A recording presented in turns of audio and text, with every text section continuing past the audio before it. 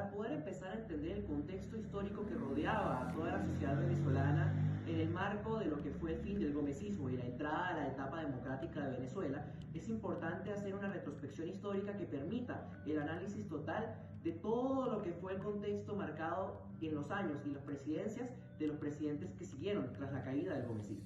A la muerte de Juan Vicente Gómez, la entrada en escena de Eleazar López Contreras permitió lo que fue la reforma institucional del Estado venezolano, la apertura y participación política directa de la sociedad venezolana en su mayoría y la apertura a nuevos espacios a lo largo y ancho de lo que fue la institucionalidad del país.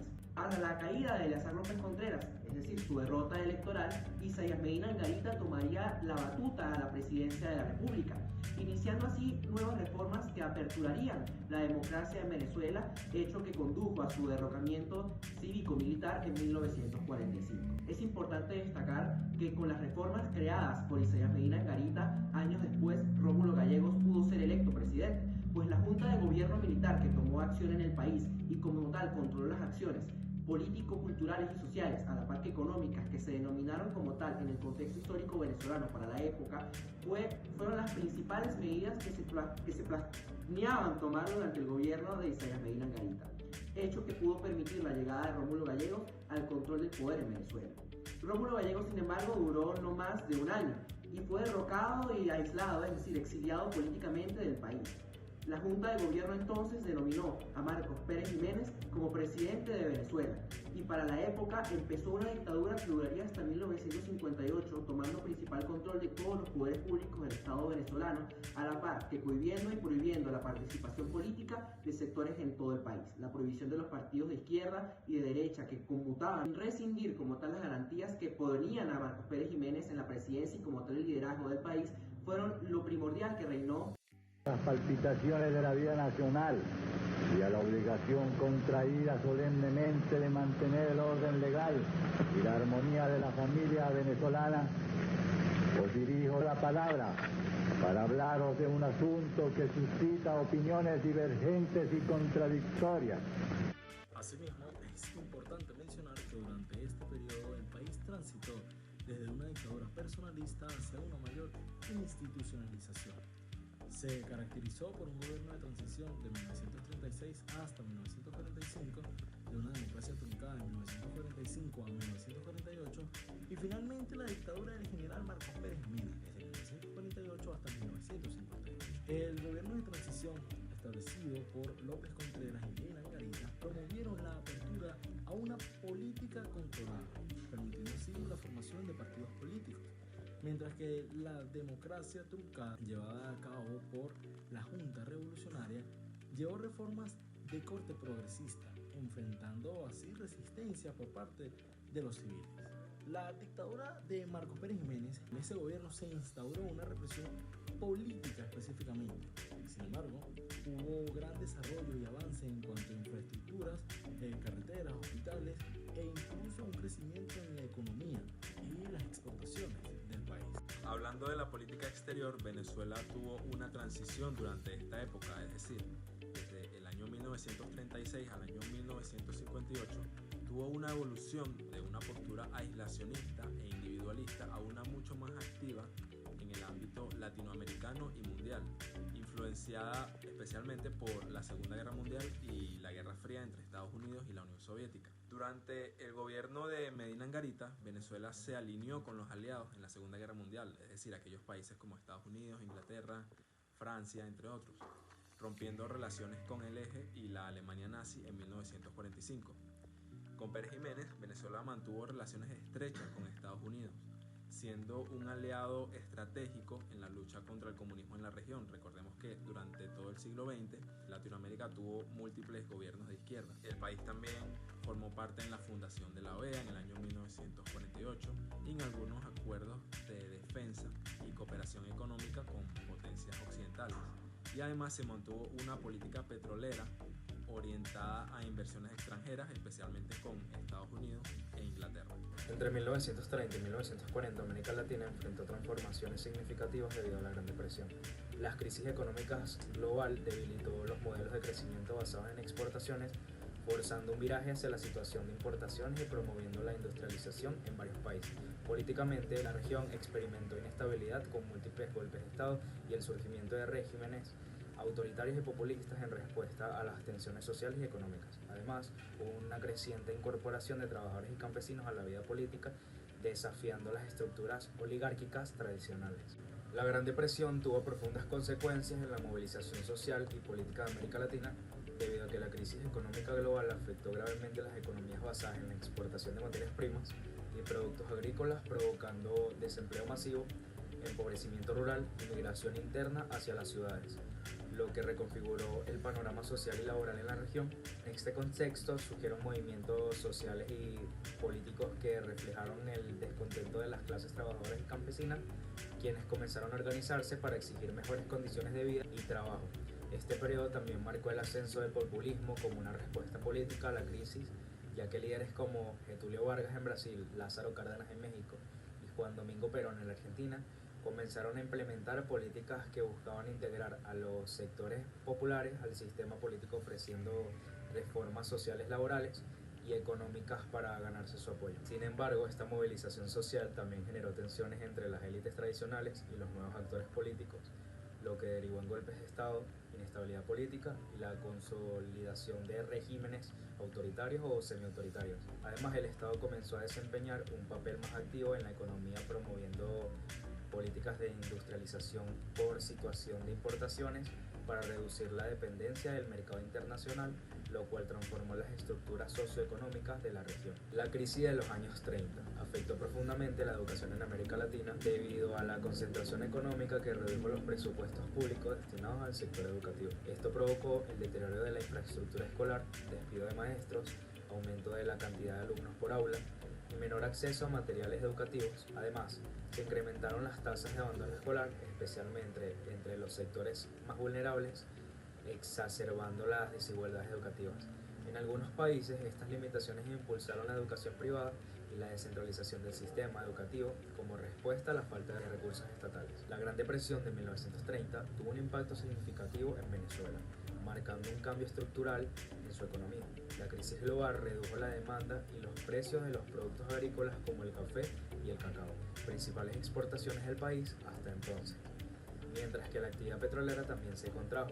Esto llevó a una caída del 42% en el gasto público y una reducción del 21% y 70% en las exportaciones e importaciones. Además, el empleo en la industria petrolera disminuyó drásticamente, lo cual consolidó la transición hacia una economía cada vez más dependiente del petróleo.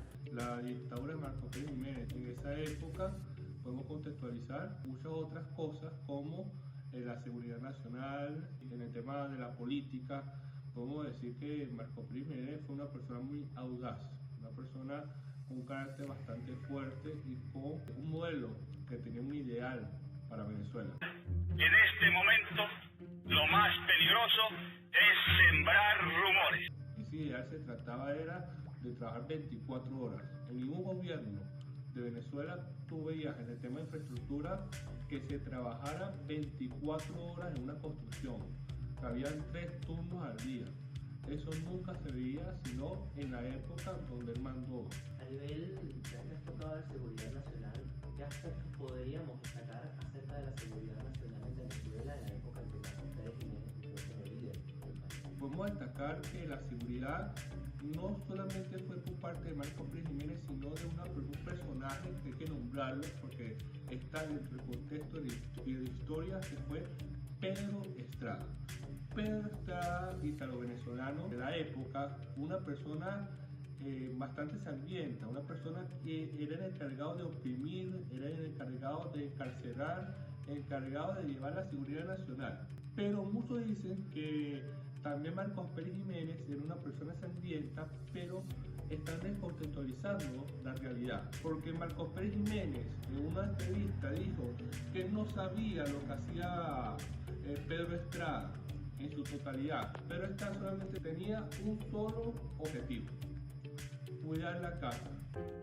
En el resto de la República existe la más absoluta tranquilidad. Cuando tú hablas de un guardaespaldas, cuida tu casa y van a venir a robar, él no va a ir y darle una advertencia a ese guardaespaldas. Él va a ir a aplicar la misma fuerza con contundencia como si de la otra parte lo ejerciera contra él. Entonces, cuando hablamos de esto, hablamos de comprimir, hablamos de oprimir a la ciudadanía o a los que atentaban contra la seguridad nacional.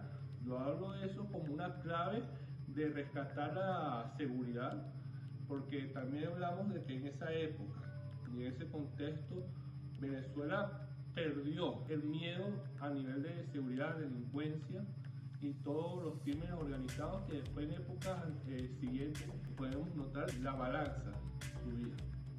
A nivel económico, cambiando un poco quizás lo que es el panorama y el tópico a tratar en este lapso de tiempo, ¿qué puntos destacables podríamos notar nosotros que sean valuables a la hora de hablar sobre el gobierno de Martín? Un bolívar que estaba por debajo de 4.30 a 3.75 y llegó hasta una vez casi cercano a la paridad del dólar, una economía totalmente fortalecida, la seguridad en el sistema nacional daba también seguridad a la inversión, al capital extranjero, y esa seguridad se veía en la inversión en Venezuela. O que pasamos de tener una deuda de $800 millones a 4.500 millones, es mucha diferencia a la época democrática de Venezuela, donde llegaron a estar por encima de los $19.060 millones, demasiada diferencia. También teníamos un presupuesto nacional de más de $2.000 millones.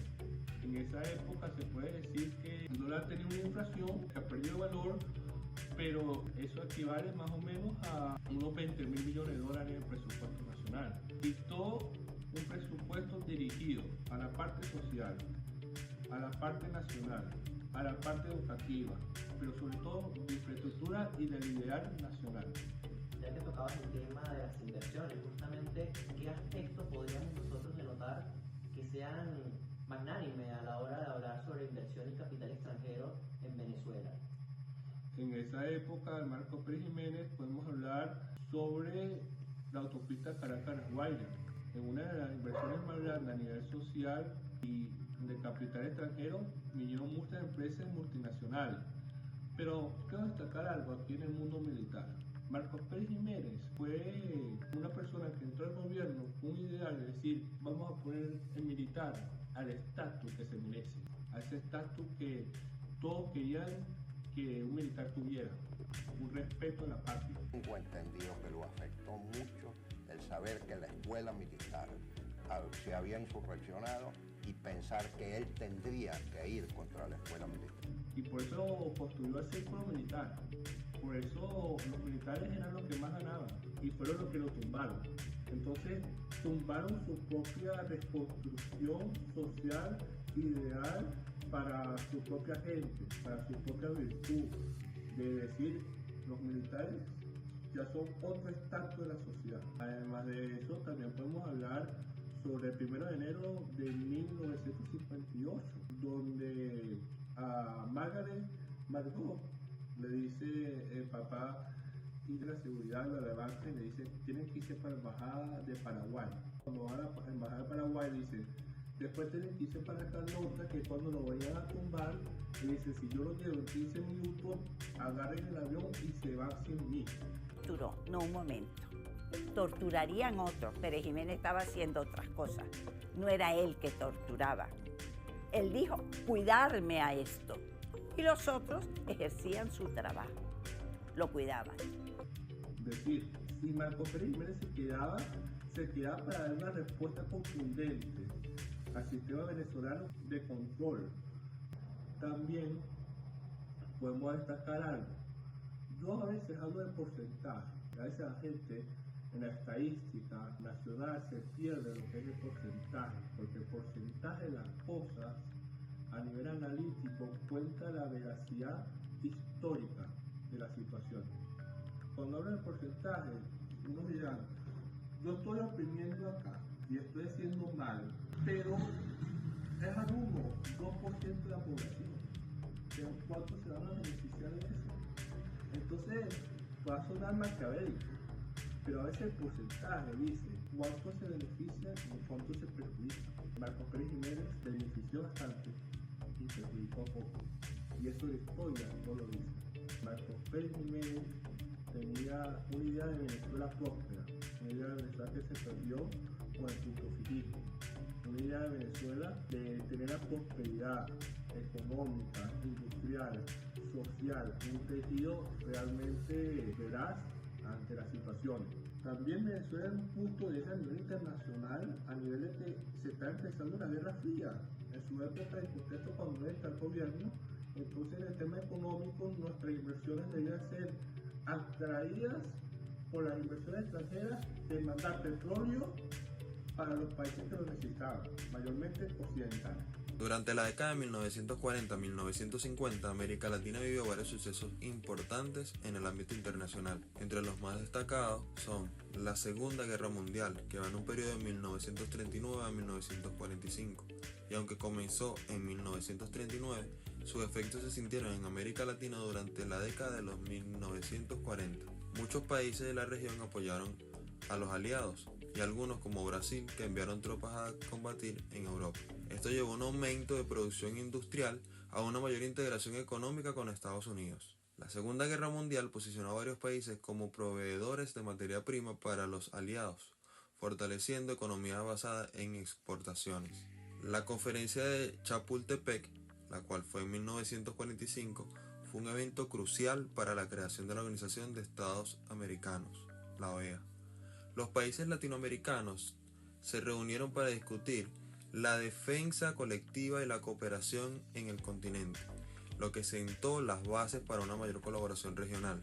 La fundación de las Naciones Unidas, la cual también fue en 1945, América Latina fue parte activa en la creación de la ONU, buscando un papel en la diplomacia internacional, promoviendo la paz y la cooperación entre las naciones.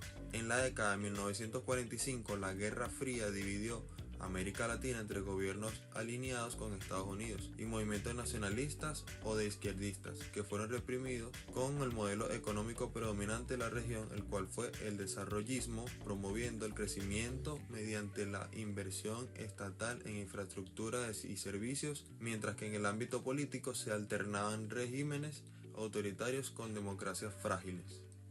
En el periodo de 1936 a 1958, Venezuela fue en transición a una modernización, pasando de dictaduras a experiencias democráticas fallidas, con un crecimiento económico sostenido por el petróleo y una política exterior alineada con los intereses occidentales en el contexto de la Guerra Fría.